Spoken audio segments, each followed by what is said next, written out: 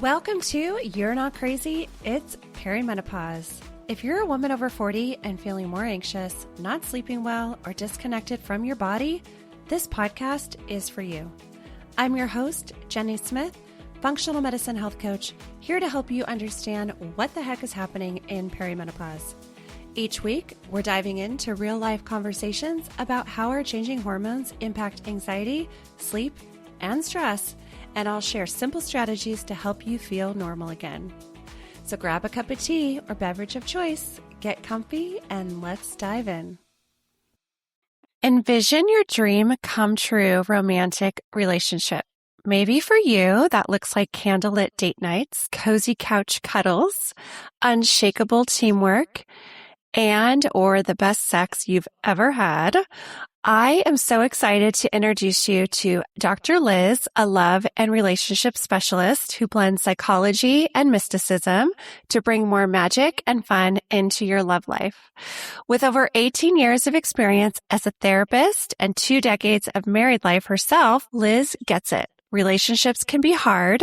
Many of us are busy, exhausted, and struggling to find the perfect balance. In her work as a speaker and intuitive guide, she inspires others to strengthen their relationships and keep the love alive.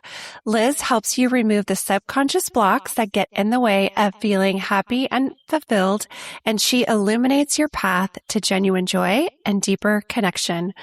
Dr. Liz empowers couples to repair communication breakdowns, enhance intimacy, rebuild trust, and reconnect on a soul level. She believes we all deserve our dream come true love story, and her mission is to help you get there with her fun, easy, and best of all, proven method. Welcome, Dr. Liz. Jenny, thank you so much for having me. I'm so thrilled and honored to be here. Thank you. I'm so It's fun happy to hear that. It's fun to hear you read that. Thank you.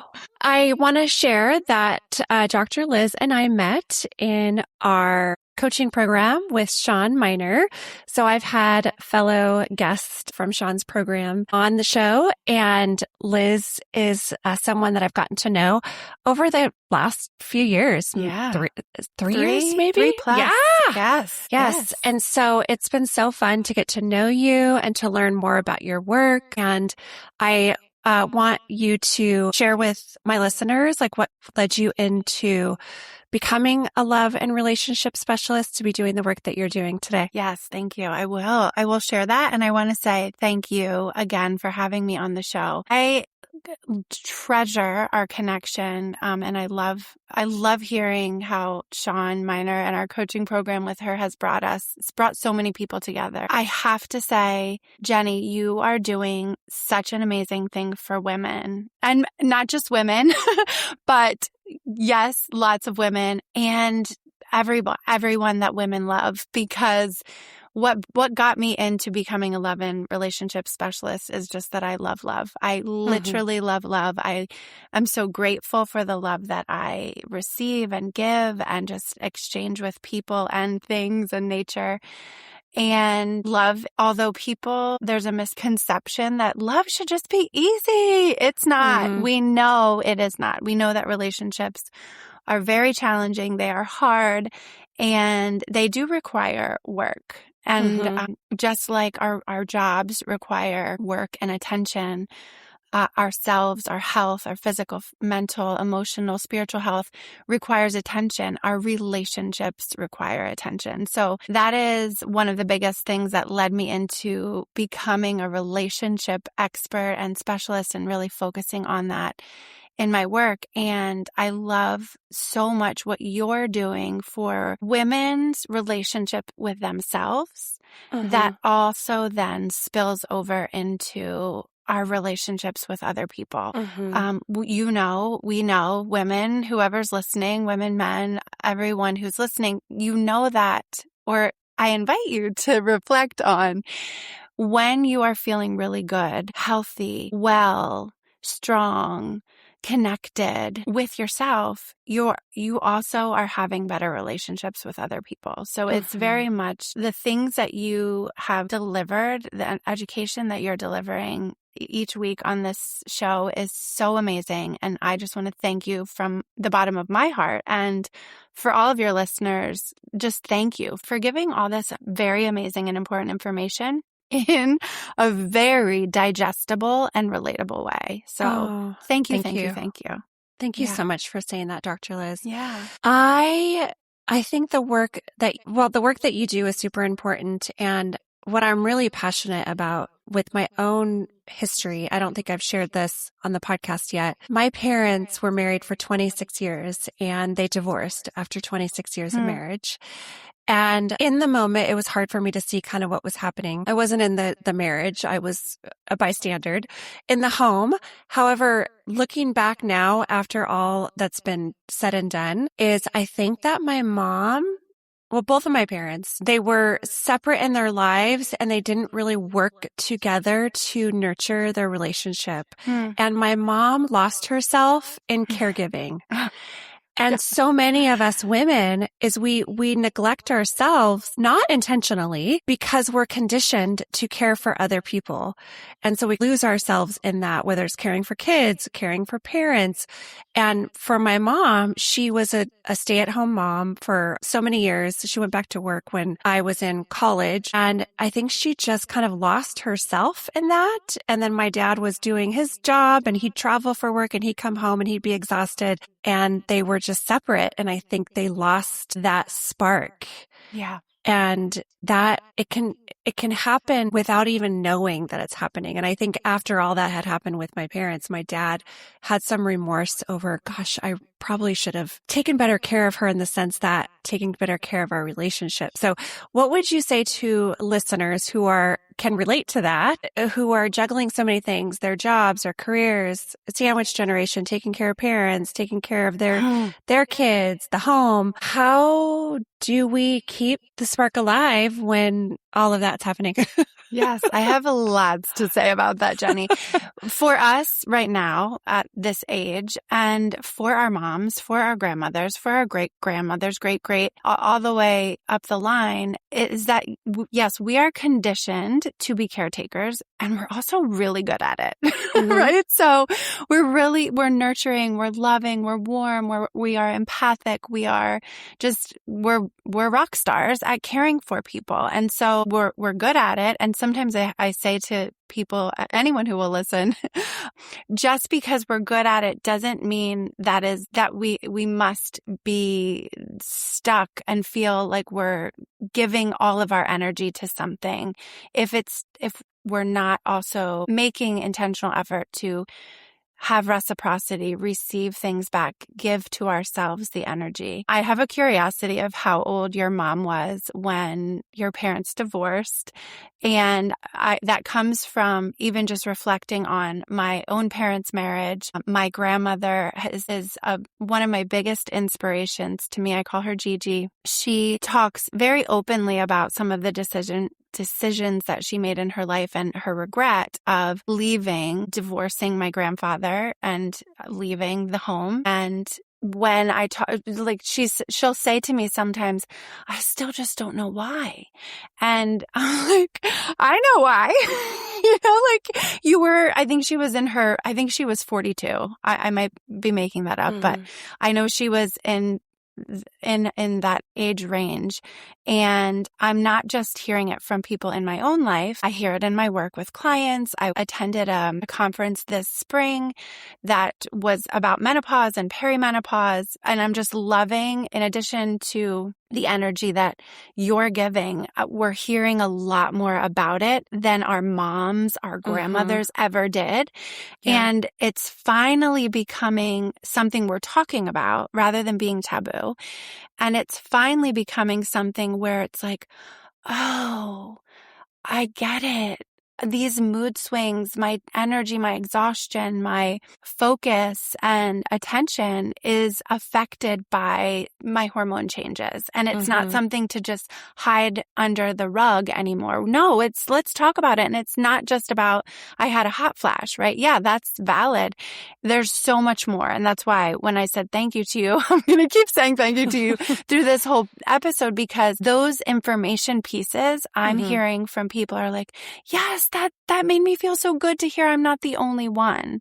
At the conference, one of the speakers said, when they look at research of when people are divorcing, there's a lot of evidence out there that people are divorcing when women are in this age range, like 35 to 45, and not just in that, but plus or minus. And if people are saying like, oh, it's because the kids left and now they have to re-navigate a relationship with their partners. Well, yes. And it's also like, if we didn't understand what women were going through and it was just ignored, like women's health has been traditionally throughout the ages, then there were no answers and nowhere to go. And that's very frustrating. There's a lot of energy and passion. And so one of my missions in life is to break that kind of generational cycle of secrets and not talking about the tough stuff and having support. And so that is another reason why I went into this. But yeah, to tell women, if anything you get from this podcast, it is talk about what you're going through. Find a friend, a therapist, a coach, someone who will listen and that you can just at least get it out and talk about it. Yeah. Yeah. My mom, I think she was about 46. And I remember her mom, my grandpa, so my mom's dad, said that my grandma had gone through menopause and it was a really bad experience. And he had considered leaving her because it was so bad. So I don't remember my mom. Doesn't that just make you so sad? Yeah. Right? Yeah. It's frustrating and sad all at the same time that we get to a stage where it's like, I can't handle myself, or I can't handle you, or I don't have the patience or tolerance to talk about it. And it's very, very much about the avoidance of talking about it. Yeah. And I don't know if my mom, I can't ask her to tell me more about that time of her life. I know that she was dealing with a little bit of empty nest, which I think is another dynamic, because I do really believe that if you are not nurturing your partnership now while the kids, like if your kids are young and then they are busy and they're in sports and they're never home and then it's just you two, that is a wake-up call. And I'm going through it right now. My daughter is a senior in high school and my son just started his freshman year. So they are rarely ever home. And it's just my husband and I, and we've noticed it a lot the last year. And I thought to myself, it's almost a little bit of a mourning period for me because I miss that. But then at the same time, I'm like, I'm so thankful that we are in a good place, because I can see why. You had mentioned that it's not just because of empty nest, but I do believe that empty nest does play a part in that. If you've, like my parents, kind of ignored each other in their relationship and we're just doing I'm working and paying the bills and she's taking care of us and making dinner, and they're not doing things together. They're not traveling. They went out once a year for their anniversary. Once a year. Yeah. And it's like, when that starts to fade away, when your kids are like, don't need you, mom, I have a car, don't need you. I can see the loneliness that comes from women if they don't have that partnership with their spouse, partner, whoever. So, and sharing that, what do you think if a woman is listening right now and they're feeling that way, they're feeling lonely, or my partner doesn't get me because I'm so emotional or I'm agitated? I am annoyed when my husband talks and he's got a frog in his throat. It's like, can you please clear that?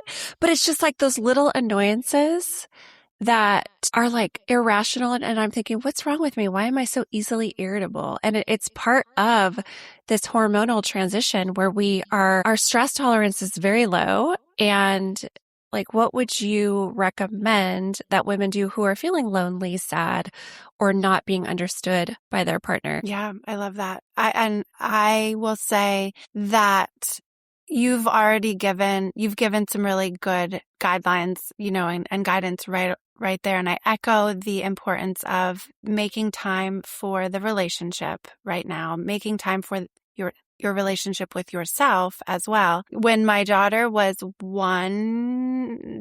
just a little bit after 1 year old, and now I have 2 children. My daughter is 16 and my son is 18. But when my daughter was 1, I was in grad school. My husband was working extra hours because I didn't have a job. What the job I did have during grad school was helping me pay for groceries or whatever, and childcare. And I remember vividly sitting on the chair in my living room and turning to my husband and saying, we need to do something together because I'm starting to forget why we got married. And I know that sounds harsh, believe me, but I can be harsh. And it's not only from perimenopause. It's my personality. I can be very direct. But in that, it was like this wake-up call, as you said, we were ships passing in the night. We were spending so much time working and studying and all the things, and we were not nurturing our connection with each other, right? We had a 3-year-old and a 1-year-old.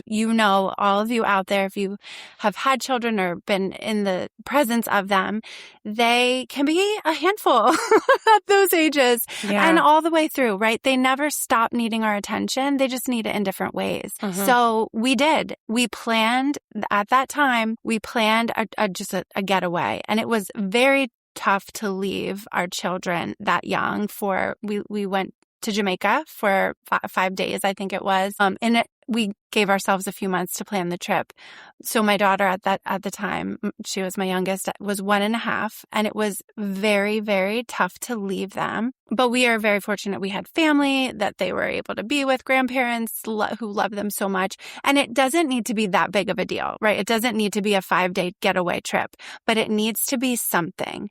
Now in my life, one of the things that we have worked up to throughout the years is spending a few minutes each morning of the work week, even if it's 30 seconds. We are in our bedroom, just like laying on the bed together, and just, even if we don't talk, we're together. But because we do it, we have this pattern, we have this habit, it just kind of fell into place that we started it. We now have the space to talk about things instead of trying to find the time and space to talk about things, because it's very easy to avoid tough conversations.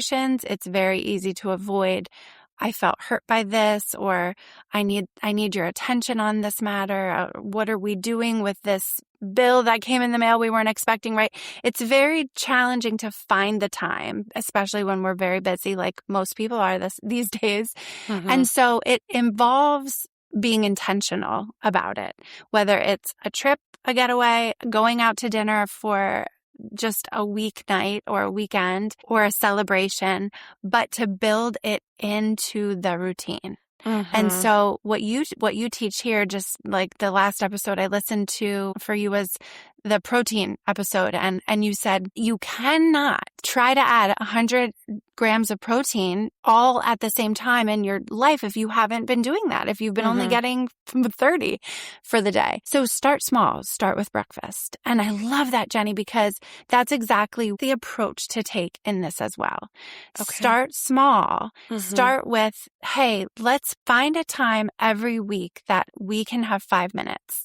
And we don't have to do anything in that 5 minutes other than just be next to each other without devices, right? Like put them down. And so that's what I would say to the people who are listening who are like, I don't feel understood. I don't feel seen. I feel irritable. I hate when you sneeze so loud and you don't cover your mouth, right? Like those are things that like irritate us. Yes. Use a tissue. But instead of like letting that go, we have to make the time for the connection and build up to some of the more regular and more important meetings. I talk about marriage meetings with a lot of my clients where we have meetings at work, we have meetings for the committees we serve on, and a marriage meeting, a family meeting can be really, really helpful as well. So start small, but it is about making the time to connect. Yeah, and I love that. And I'm thinking about my own relationship when we first started dating. I grew up in a home, obviously, like my parents were not the, as far as like optimal couple, like they didn't really communicate very well. And I picked up on that. It was really hard for me to communicate what I was feeling, what I was needing. It was really hard for me to ask for that. So when I was dating my husband, I would get annoyed really easily with him, and he would ask what's wrong, and then I would tell him, and he goes, "Okay, well, I didn't know that.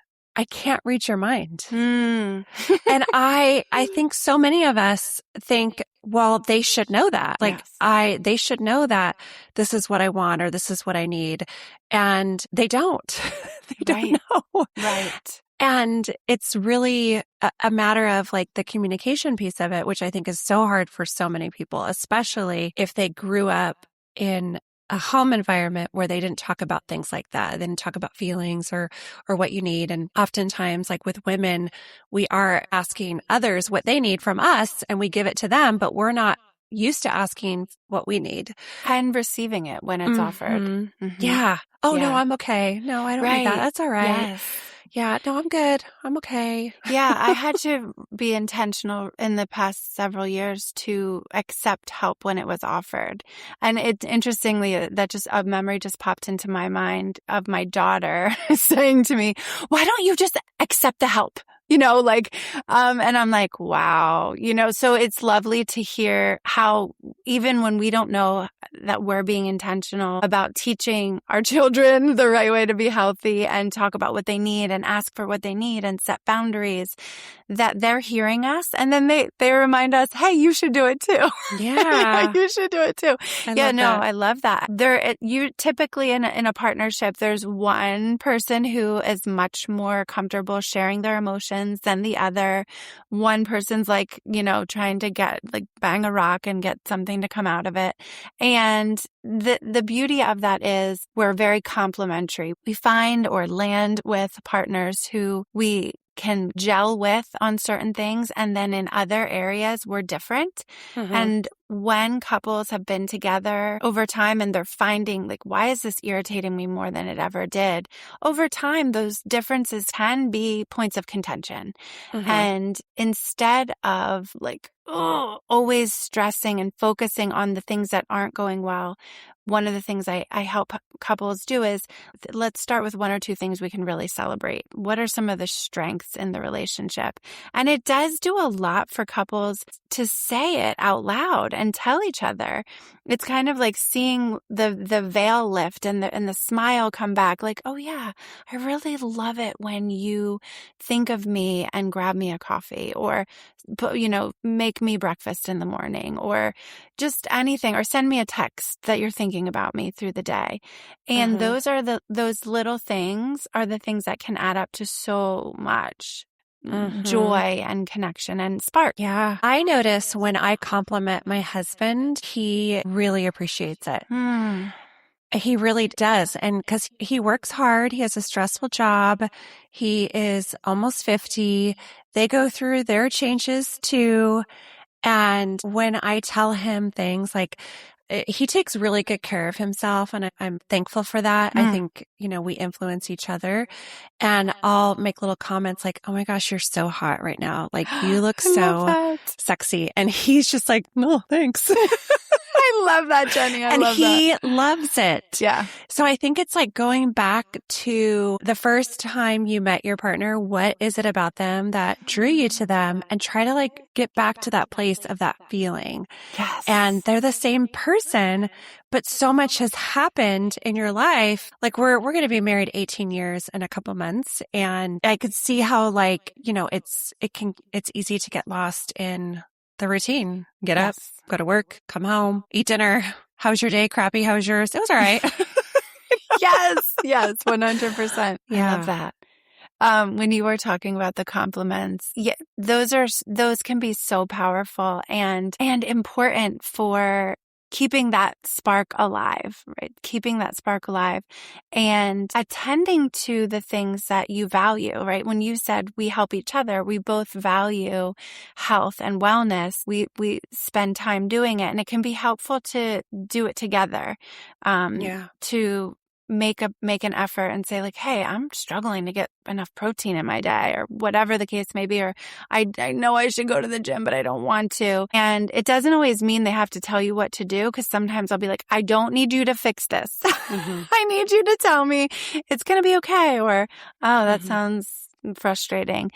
So it helps when we know what we need too, to be able to ask for that from our partners and to trust that they really do love us. Mm-hmm. We really do want the best for each other, and we don't go to the altar and think, or say, let's take this commitment for all it's worth. We don't go into it and think, I can't wait to just bash you and throw my garbage at you. But we fall into those habits. So it is being very intentional and paying attention to what each other needs, and then asking for it as well. Yeah, for sure. One of the biggest challenges that I hear from women in this season of life, and I'm talking about perimenopause into menopause, is the libido is low or it's non-existent. And it's like, how can I keep the romance alive when I don't even want it to be intimate, when I don't want to be physical? And men and women are different. And I know that there's, different partnerships, same-sex partnerships, men and women. With men, they tend to think differently than women. Their needs are a little bit different. I'm going to have you correct me if I'm wrong, but I think men tend to be more bonded through sexual intimacy, where women are more bonded by time, cuddles, compliments, gifts. Yeah. Where men are like, I want to have sex with you. That's what makes me feel connected to you. But when women are in the menopause transition, they might not want to have sex, and it might actually be painful due to what's happening with the changes of hormones. So Can you speak to that a little bit? Do you have any experience with couples who are in that transition where they're really struggling with that part of it? Yes. And a couple things here. I want to talk about yes, there are stereotypes of what men want, what women want. And when you talk about pain, number one is that needs to be addressed with a physician, right? Like you can use lubrication and things like that, but those are huge red flags that there's something going on that needs to be addressed. And you've talked about that before, right? Like making sure you are finding a provider which is challenging in itself, who's wise and listens and doesn't just preach at you. And so I think there's a lot packed into this question, but we know that yes, the libido decreases through this time at different pockets of time. We also know that women tend to feel more inclined to engage in sexual intimacy when their stress levels are low. And so it's important to recognize that so many things influence our stress levels, which you talk about here all the time, which is fantastic. So it is about the physical piece. And if there's pain and dryness and vaginal dryness and tending to those things, it's also body image. And when you're feeling your clothes don't fit the way that you want them to, the mirror isn't reflecting how you want it to. Where did that line come and that gray hair come from? Right? There's a lot going on in the aging process. Yeah. And I love when you talk about the gift of aging, and that is so beautiful. And I think I hope it catches fire, because it is a gift to be able to, when I look at my Gigi, who's 92, and no, she's 90. Sorry. She's 90. My husband's grandmother, Graham, is 92. So I have two amazing, amazing women who are alive and kicking and doing it with awesome grace and beauty to see the beauty of aging.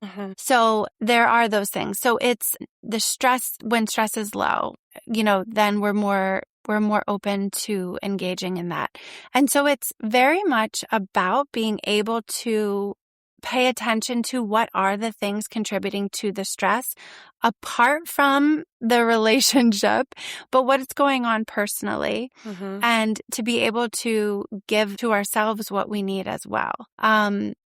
Oh, there was so much in that question. I want to make Sorry, sure it I'm was a hitting. lot. No, it's just a lot of, there's so much to address.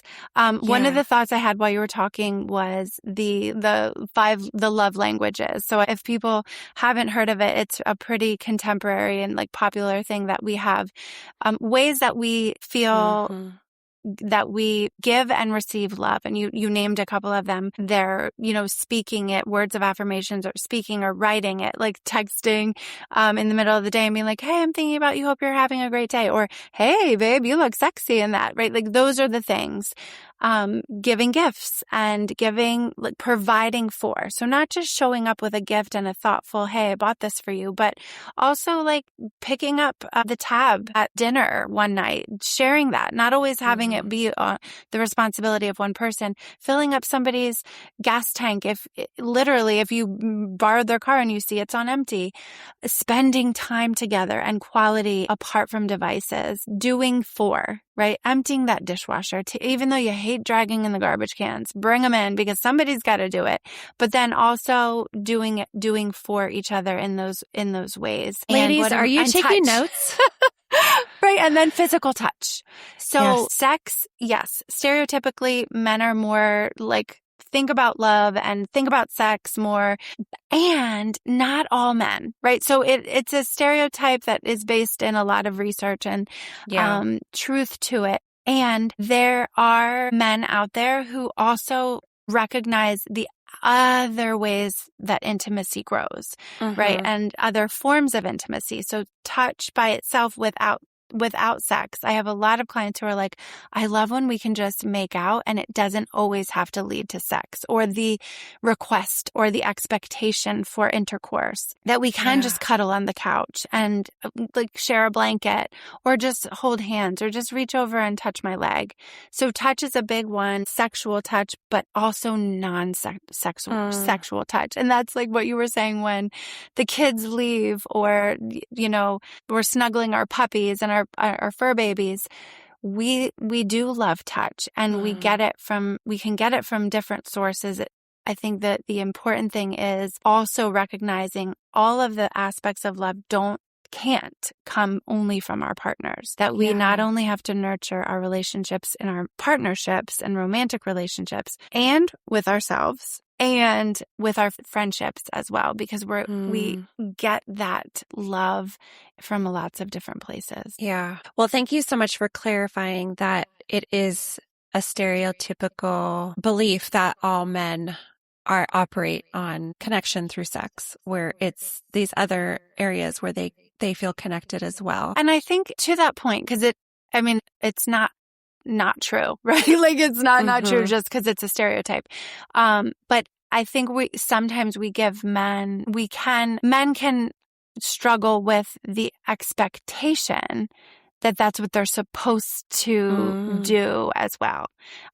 So I think there's the important piece of that we're teaching our men and our boys to be able to communicate as well, to be able to ask for what they need as well, to be able to feel love and give love in all the different ways, so that they recognize, that's one way, but it's not all the ways, because it's not always going to be the same as it is when we're in our like teen 20s, 30s.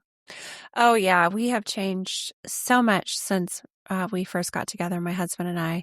And as you were sharing, and ladies, you're going to want to rewind this and take the notes, because you said so many good things about ways to show care for each other, unloading the dishwasher, filling up the gas tank when it's empty. I did that the other day for my husband's car, and he was so surprised because I don't ever really drive his car. And I didn't. I was like, oh, it's low. I'm going to get him some gas. Yes. He was so thankful for that. He was like, it's those little things. Yeah, little things.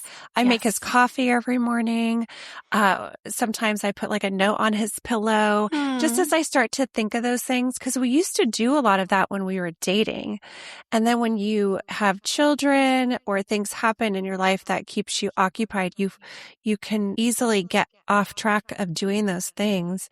And it's almost kind of like rekindling the spark of I love keeping the love alive. 100%.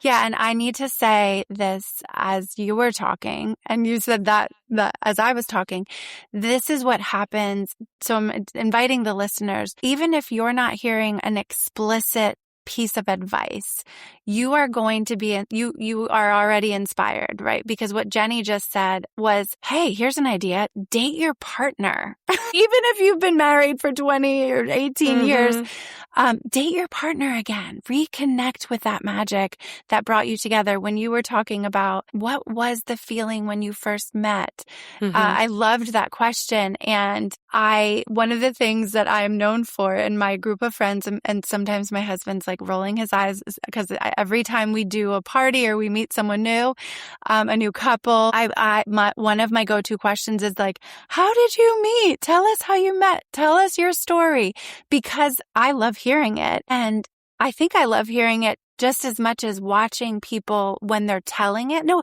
and they're like, no, but that happened after this, and they're like sharing in this beautiful retelling of this gorgeous story of love and connection. And it literally, you can see the sparks of magic flying in that. So there's a lot of stuff that Jenny and I will be like, do this, try that. How about this idea?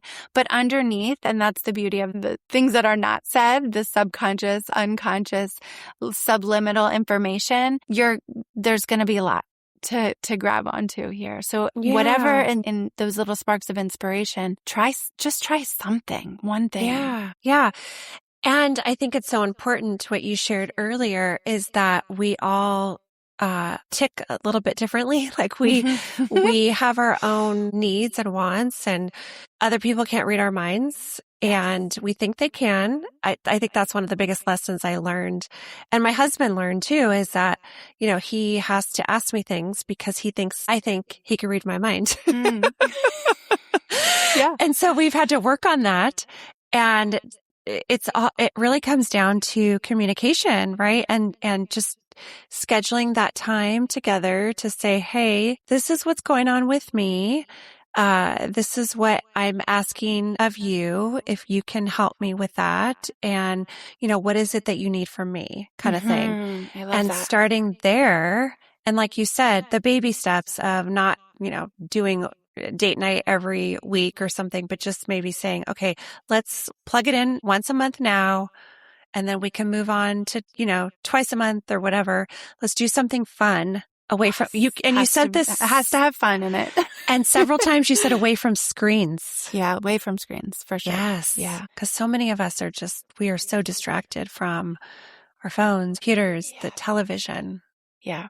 Well, and when you were talking just now about your love and your relationship, it is I would say the mission and the invitation is to look at our relationships as an opportunity to grow together. So a lot of times I'll hear frustration coming from, I just want it to be the way that it used to be, or why is she changing? Or why is he doing this now? He never did that, or vice versa, whatever, right? And we are creatures of change. We grow and we learn and we evolve. And when we can open that perspective to our relationship, oh God, it's so freeing for people. It's like, okay, just because something is different and they're doing something differently than they did 10 years ago or 6 years, whatever. Okay. That could be a spark of, a little spark, a little delight, a little surprise. That can be something fun rather than something contentious. So growing together is a big invitation. What happens when couples are not growing together and they're so different? Yeah, that's another great question. Sometimes it's time to call it. I think that the reality is, we have to put it out there because it is reality. It happens that there are times when I will sit with people, whether it's one person of the couple or the couple together, where there's evidence in the room, in things that have been said before, that it looks like there's a lot more things that are different about you, and not just the things in your personality, but your interests, your goals, your values, and your vision. If you're not aligned anymore with your partner on those very important things, they're like the big three: the values, the mission / goals, and the vision of your relationship. Like the vision being like, where are we going? And if you're not having those conversations and you don't know, find out, right? Find out, yeah. But sometimes you're growing apart, and holding the relationship together for things that are not in those categories. Like if you're not sharing enough values or enough interests and things that you like to do together, and that, the dream come true vision type thing for life, the things that you are putting, like when people quote, stay together for the children. I hear this a lot. We hear this a lot in different things, and it puts unfair pressure on the children. It puts unfair pressure on yourself, each other, each partner in the relationship. So it is an important thing to, if you are growing apart, know that that's okay.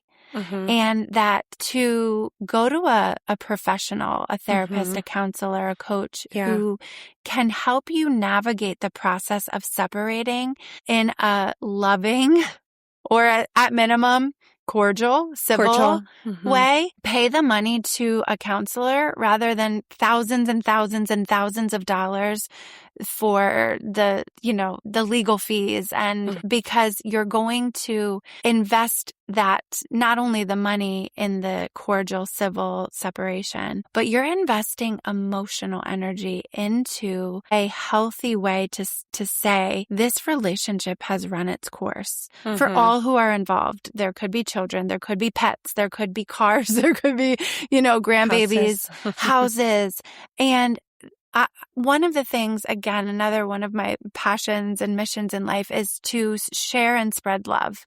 And so when we say a healthy goodbye in as loving as it can be, and I know that that's for some people out there who may be not feeling an ounce of love, but lots and lots of hatred for a partner, I get it. I get that too. But even still, going through any experience in life, if you can do it with your integrity, put the other person on the shelf for a moment and think, what do I live for? What are my values? And to stay true to our own values is what's going to, in the long run, make us feel the most fulfilled and be able to look back and say, okay, yeah, that was it. I did that. I did that authentically. I was myself. I wasn't acting out of spite or and hatred or, hurt. Although there's hurt, work through the hurt. And again, seek help so that you're working through the hurt in a way that's healthy. So then your actions are motivated by your values and your vision rather than the wounded place. So well said. Oh my gosh. That was a lot. Well, yeah. I'm thinking about my parents. My mom was 16 when she met my dad, and they were very different people. They did not have the same interest. And I think for years and years and years, they were together for the kids.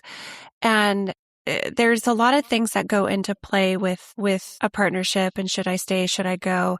Many people don't want to for religious reasons. They are, committed for that reason, or they're scared. A lot of women might be scared because they might be dependent on their partner to take care of them. I know that was, my mom was a stay-at-home mom. Like my dad took care of her and us. And I know that was really scary for her. And so I think there's a lot of things that come into someone's mind if they're truly, really unhappy. I think first things first is, like you said, connect with somebody who is objective, who's neutral, who can help you navigate that, whether it's together as a couple or you go and see somebody on your own to talk through it so you don't make any hasty decisions. And I really love what you said is that we really are only responsible for us. Absolutely. like we're only in control of us, our actions, our behaviors, our life, and that our life is important Mm-hmm. and we deserve happiness Yes, no matter yes, what. we do. Yes. Yeah. I wish I can go back and tell my mom that. Well, and I love that too, is what we can do is learn from the people our moms and our grandmothers and our grandfathers and our dads and uncles and whoever is willing to share their story, even with all the pain. I tell my Gigi all the time, I'm like, because you have shared with me your true story, you have given me the gift you will never.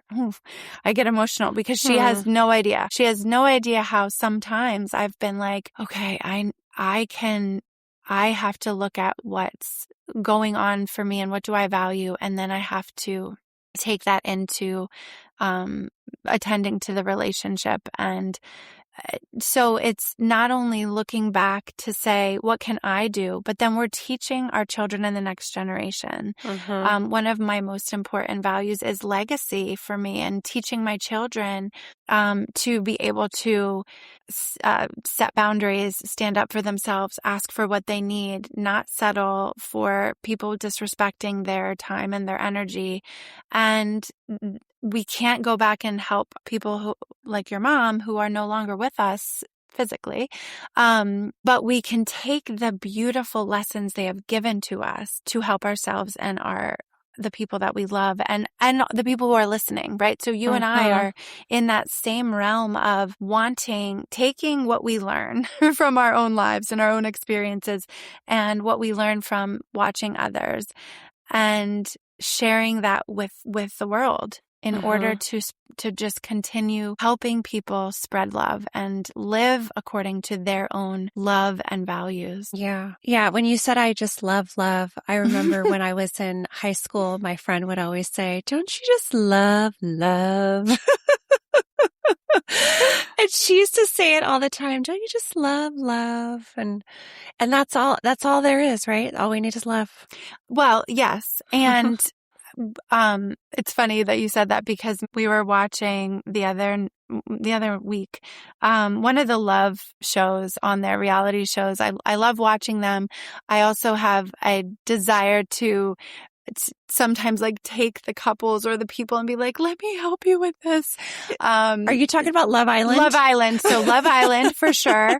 But one of the contestants said, I love. My kids just looked at me like, Mom, because I say it all the time.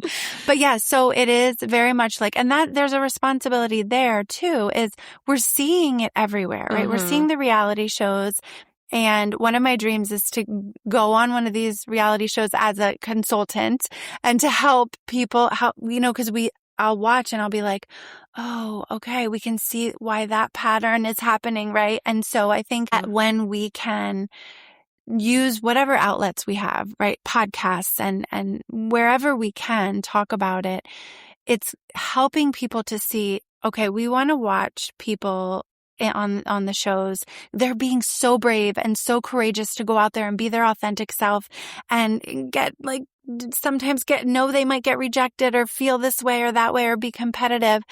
And sometimes my beef with some of the reality TV shows out there is we kind of exploit the pain without recognizing how much power could come from also helping show the healing of those patterns that are going to help the people in the show, right? Competing, but also the billions of people who are watching. Exactly. Too. So not all reality shows. Like there are some out there who for sure are showing the love and the compassion and helping.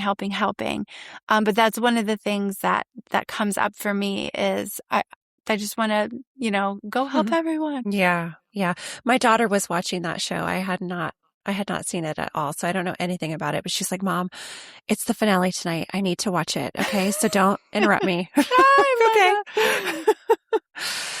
All right, Dr. Liz, thank you so much. Is there any other words? I can't believe we're coming to the end, Jenny. I know. It flew by so fast. It did. Oh my goodness. It was a great conversation. You're going to have to come back. We're going to have to have you back. I and would talk love more. to come back. Yeah, there's I would so love much. to come back. There's so much to this. I think that if you're listening, send us a message if there's anything that you want us to talk about in future episodes. I love to have Dr. Liz back on and share her expertise with us and guidance and helping you kind of navigate this season.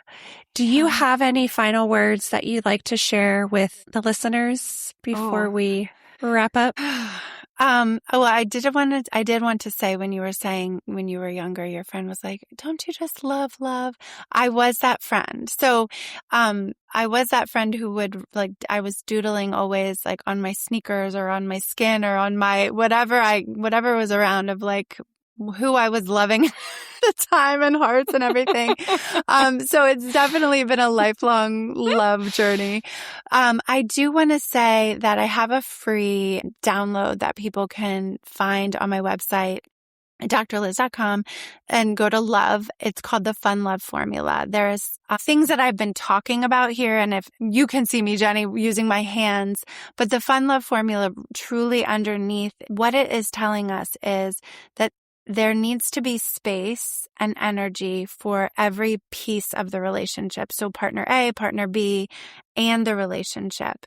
And when I was talking about the things that align in the middle, right? That would be that middle circle of the relationship. What can be very, very helpful is to see what are some of the things we have in common? What are our shared interests? And then also what are the things that are different about us? And rather than always seeing our differences as points of contention and stress, to recognize them as complementary and a piece that fits in with the harmony and the balance in the relationship. So in that free download, you can go through some very detailed questions to fill it out, and it can be fun, right? It's called the Fun Love Formula. I have a lot of fun in my personality, in my chart, and so.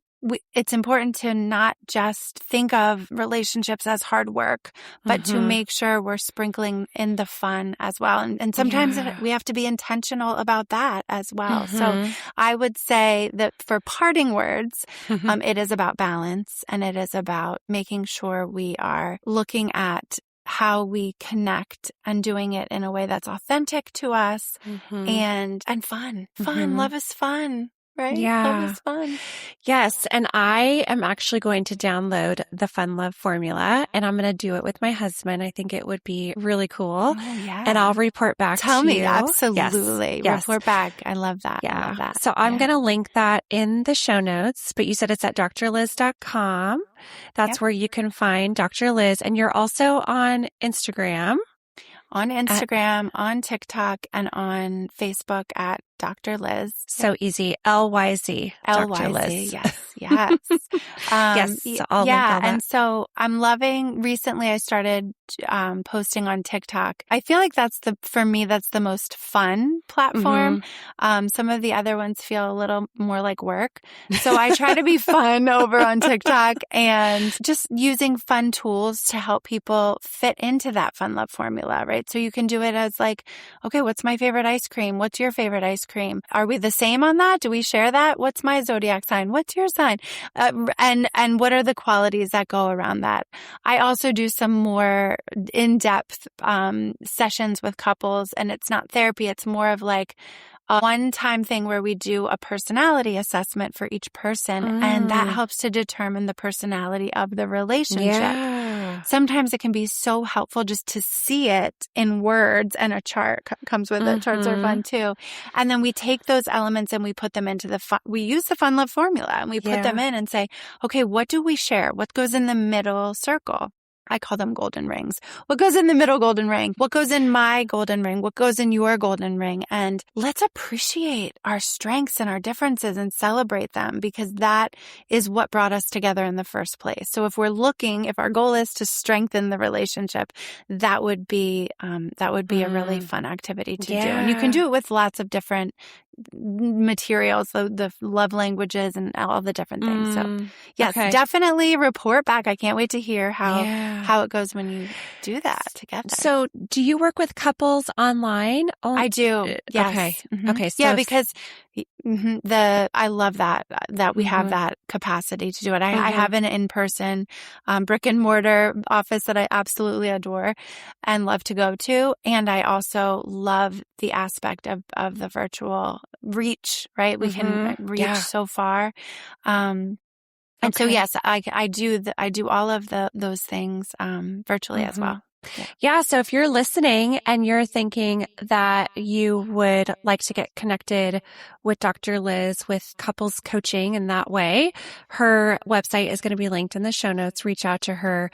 She is someone that could be a really great source of guidance for your relationship and helping you kind of navigate that. So thank you so much, Dr. Liz, for being here and having this conversation. This was amazing. I was so excited all day to chit chat with you. So it flew by. And I just treasure our connection. And again, thank you for all the things that you've done for us. I know we're out of time, but I'm going to say real quick that I had a GYN appointment and I literally was like, oh, I wish Jenny was here with me. Like, cause I'm asking I wrote things down, thankfully, based on your podcasts. But there was a part of me that was like, I need help with this, right? So I just want to again say to all the women out there, jot down your questions. Like when Jenny's saying take notes, I'm scribbling furiously when I'm listening to the podcast, Jenny. And thank you for that because it really helps. And to have a conversation with your partner about it. Right. So talking to my partner about perimenopause, it was kind of like, you know what, this is what I'm going through. And you've seen me naked. So we can talk about this stuff. So it's just like, it's very important to communicate. But again, thank you for having me. I can't wait to come back and keep doing what you're doing. You gave me an idea. Maybe I need to create kind of like a questionnaire or questions to ask your doctor when you go to. I was thinking that. I was thinking I could have had a little like pocket index card of because when I was saying to my doctor, I would like the full thyroid panel. She was like, what do you mean? Do you mean the blah, blah, blah, blah? And I'm like, oh my God, I didn't write it down with all those details. But truly, we have to advocate for ourselves. And not because the providers don't want to help us, but they don't know, right? When I went to the menopause conference, I'm learning from physicians, like we weren't taught this stuff. We have to go teach ourselves.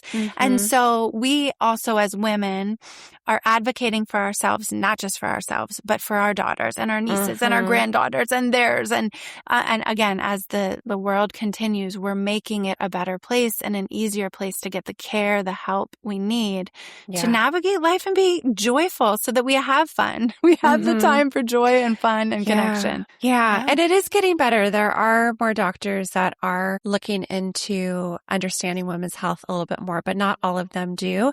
And they're limited on time. They are constrained to insurance, what they'll approve. Yeah. So I love that you said, I need the full thyroid panel because so many do not. My mother-in-law goes, here's my test results. I'm all, well, what about this cholesterol? So what about this one? She goes, what?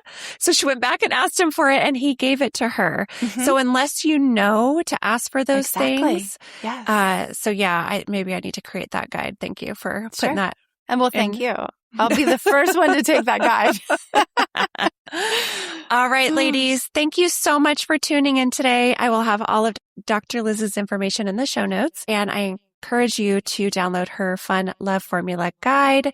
And if you're enjoying the podcast, I'd be so grateful if you could take a moment to rate and review it and subscribe so you don't miss another episode, and share this episode with a friend if you found it super helpful. Thank you so much for being here, and I'll see you next week. Bye. Bye.